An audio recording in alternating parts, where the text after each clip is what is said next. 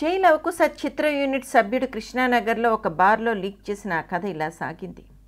జై లవకుశ ఈ 3 పేర్లు గల పాత్రలకు ఎన్టీఆర్ పోషించారు. ఇందులో జై తండ్రి పాత్ర అయితే లవకుశ అతని కొడుకులు అంటే ట్విన్స్ అన్నమాట. తండ్రి జై ధనవంతుడు, తన కొడుకు లవకు విలాసవంతైన జీవితాన్ని ఇస్తాడు.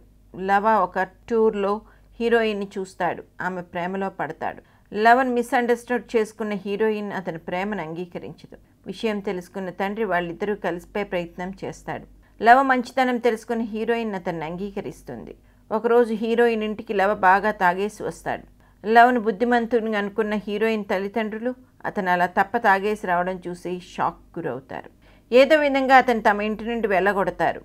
హీరోయిన్ తన కజిన్ ఇంట్లో ఉందని తెలుసుకున్న లవ అక్కడికి వెళ్తాడు. హీరోయిన్ లేదని నిర్ధారించుకొని ఆమె చెల్లెలను బాణభంగం చేస్తాడు. అప్పుడే అక్కడికి వచ్చిన హీరోయిన్ లవ చేసిన పనికి విభ్రాంతి చెందుతుంది. అతనితో తెగతెంపులు చేసుకుంటుంది. అసలు లవ ఒక విలన్గా ఎందుకు ప్రవర్తించాడు అనేది సస్పెన్స్. హీరోయిన్ కలిసిన తండ్రి ఆమెకు ఒక షాకింగ్ నిజాన్ని చెప్తాడు. తన చెల్లెల్ని రేప్ చేసింది లవ కాదు, అతని ట్విన్ బ్రదర్ కుశ అని. ఇప్పుడు కథ ఇంకో ఎన్టీఆర్ కుశ వైపు మళ్ళుతుంది.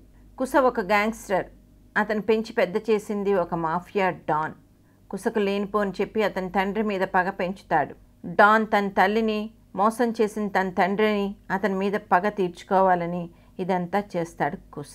తండ్రిని చంపాలని ఎన్నో ప్రయత్నాలు కూడా చేస్తాడు కుశ. చిత్రం ఆఖరికి తన తండ్రి తల్లిని మోసం చేయలేదని ఇది విలన్ కుట్ర అని తెలుసుకొని మంచివాడుగా మారుతాడు కుశ. అప్పటికే విలన్ గ్రూప్ నుండి విడిపోయిన కుశను వెంటాడుతారు వాళ్ళు. విలన్ గ్యాంగ్కి లవకుశల మధ్య పోరాటం జరుగుతుంది. తన కొడుకును కాపాడే ప్రయత్నంలో తన ప్రాణాలు పోగొట్టుకుంటాడు తండ్రి ఎన్టీఆర్. ఇది జై లవకుశ స్టోరీ.